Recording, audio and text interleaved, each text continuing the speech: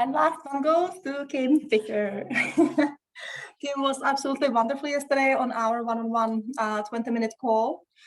And Kim also said something that we all probably feel very often, if not all, then most of us definitely feel this often. It was about scarcity mindset. It was about money.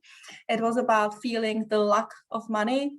And it was about this energy and the personal feeling it's not flowing the way she would like it to flow. So who of you every now and then thinks, ooh, I wish I had more money, or the flow of the money was more consistent or higher? Ooh, I am one of those. Okay, what makes the difference is that even though I have these thoughts as well, and at least once a day I have these thoughts, the only thing is I don't act on those thoughts at all. Because I have quite a lot to do, and because I'm involved in so many different projects, I am using that as a sorry, what's the word in English? Reason for not working harder enough of this one issue. Also, it's not a huge issue because I know it's something that's only in my mind. I also know that money actually do flow to me, and they have their own pace of flowing to me, and I do not act on it. So even though I haven't been making proper money ever since the pandemics, and I'm only now starting to make some, I'm still spending right now about $6,000 down in different courses on how to create online courses. And I'm creating free online courses. And I have done so many free sessions with many of you because I don't let that limiting belief to stop me. So that's also the other thing you can do. Even though you might feel a bit lazy, unmotivated, or undisciplined to work on your limiting beliefs, like I am with this specific one, don't act on it. You don't need to buy into it. Just because the thought comes to you doesn't mean you need to be it, or stop spending on your coffee, or stop spending on courses, right?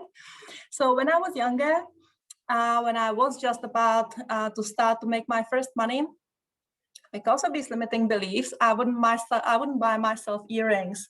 And I love earrings. I don't have any today, but yeah, there is a lot in front of me actually. And I wouldn't buy myself coffee, even though I love to sit down in the coffee shop and just watch the people and chill. And there would be so many other things I wouldn't buy, even though they were so cheap. But I felt like I need to be careful with the money. I don't know when they're come. I don't know when I'm going to get a job.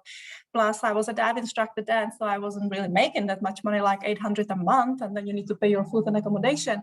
And you know what happened? I worked super hard for a year, like very, very, very hard for a year. And I made like maybe $12,000 with all the tips and everything, and accommodation was paid. So, you know, I felt like really rich, you know, I felt like, wow, I never had so much money in my life.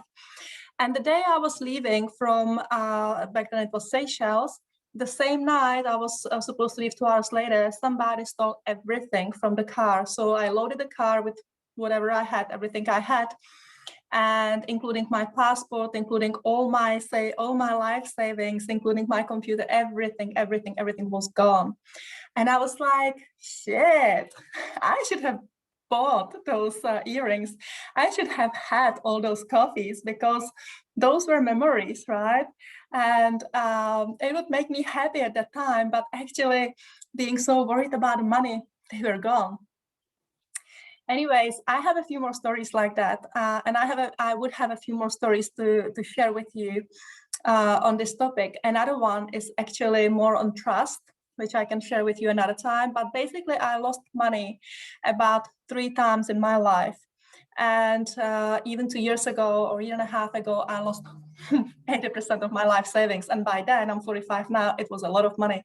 Because even though I have this scarcity mindset, I am, like I said, I'm not allowing that scarcity mindset to have a grab on me. So money are actually flowing to me. And I was a captain for 10 years. So you can imagine that was much better flow of money. So about 3 years ago, 2 years ago, because of having these recurrent thoughts, I lost it all again, or most of it again. But because I'm a little bit more wired, and because I work with myself and my emotions for many years, then I was able to find an angel in a human form in a pub, actually, because I like to go to bars and pubs.